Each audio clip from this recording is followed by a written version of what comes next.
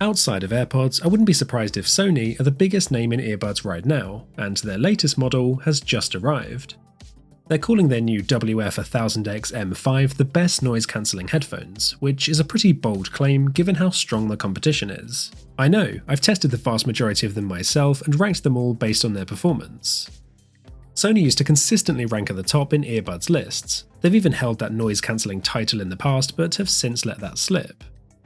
Their WF-1000XM3 set the benchmark for what earbuds could be, not just offering excellent sound, but great all-round performance. The Mark IVs then improved on the design and added convenient features like wireless charging and multi-point. They too were often considered the best around. But that reputation Sony were riding on for so long has started to wear thin. As great as the earbuds still are, the industry has moved on very quickly. The truth is that others have caught up and overtaken them in many areas. In fact, the Mark IVs didn't make it into this year's Earbuds Awards at all, and they've seriously dropped down the rankings.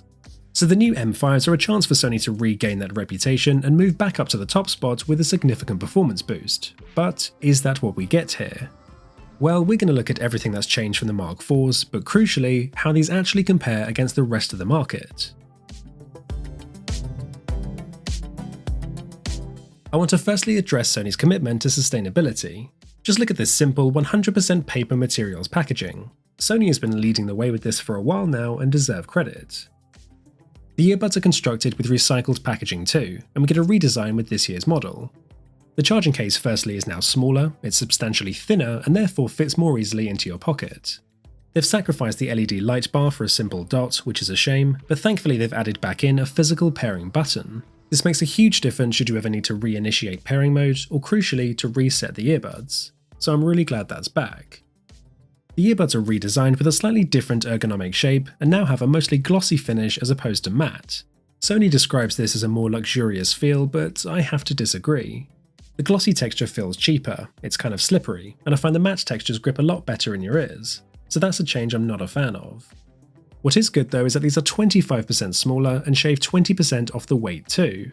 A common criticism of the Mark IVs was the relatively bulky size, so I'm sure this is a welcome change. There's now a super small size option with the included ear tips as well, so these are generally going to be much more suitable for those with smaller ears, but on the flip side, those with bigger ears may actually struggle with these. The fit is of course subjective, and whilst for some this will be a big improvement, I personally find this new shape and size doesn't fit as securely as before.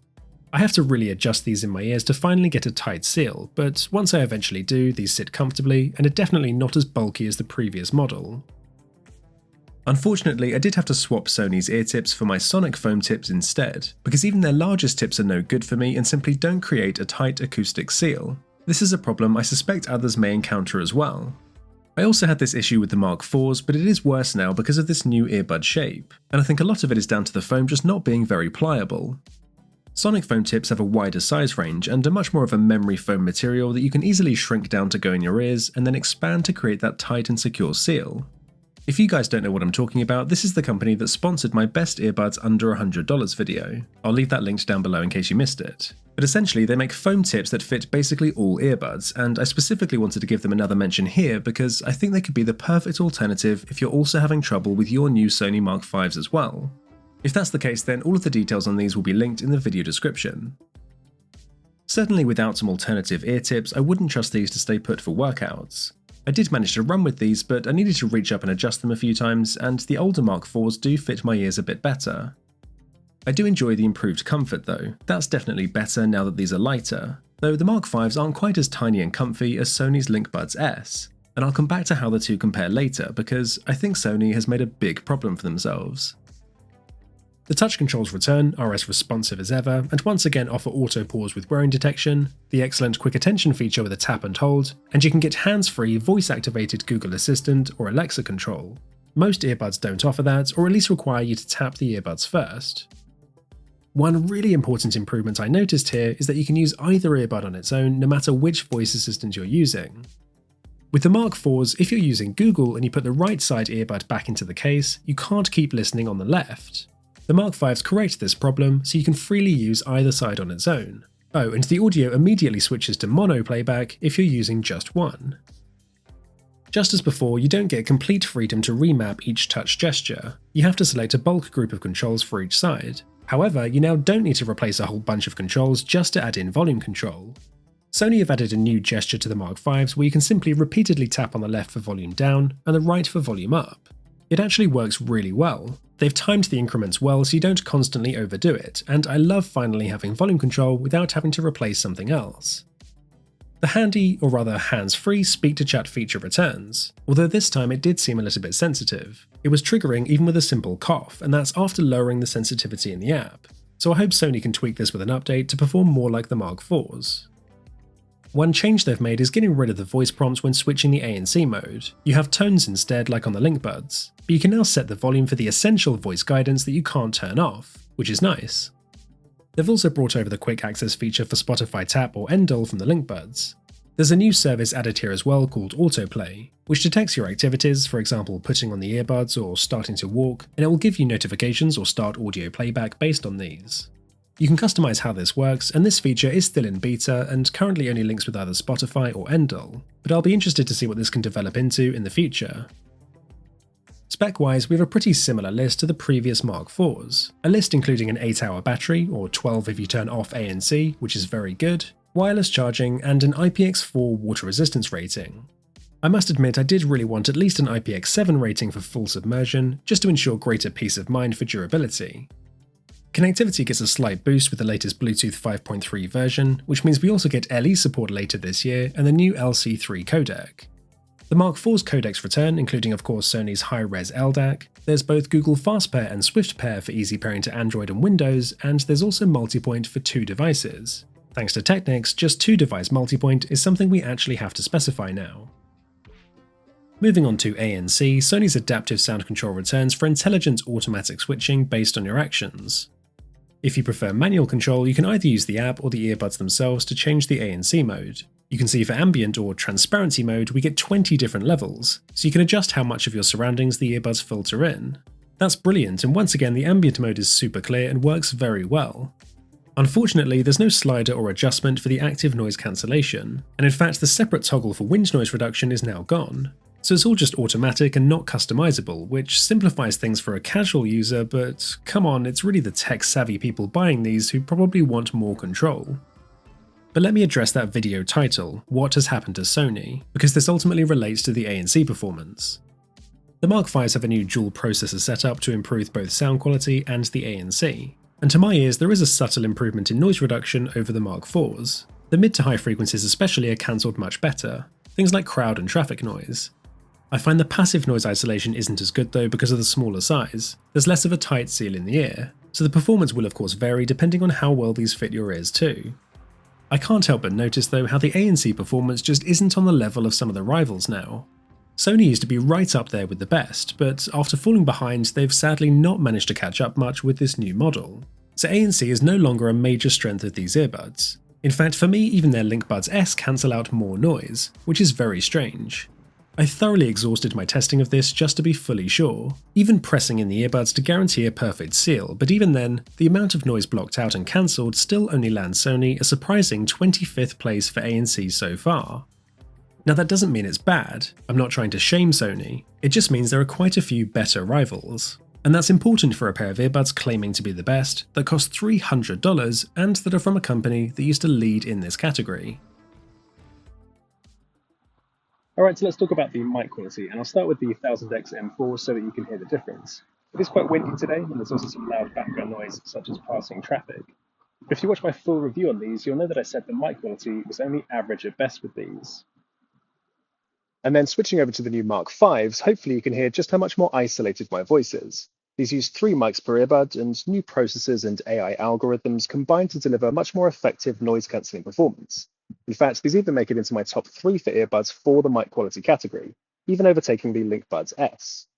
Sony calls this their best call quality ever, and yeah, it really is.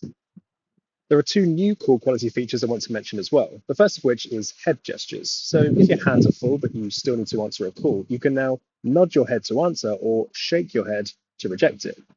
Now actually this feature works pretty well, but I'm personally going to leave this feature turned off just so I don't accidentally pick up on someone I'm ignoring.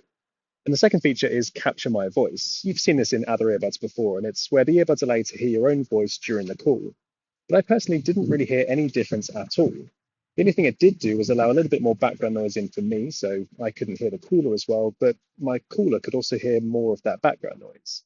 So it's not a feature I'm going to use, but if you do want to hear your own voice, you could always just switch to ambient sound mode during the call anyway, so it's not really that big of a deal. Moving on to sound quality, I think this aspect is only beaten by the call quality, and is once again fantastic. Two things I think Sony's earbuds do as good as anyone else are the soundstage and instrument separation. Even the stereo separation is better than most other rivals, and it creates this wonderfully open and spacious quality to your music.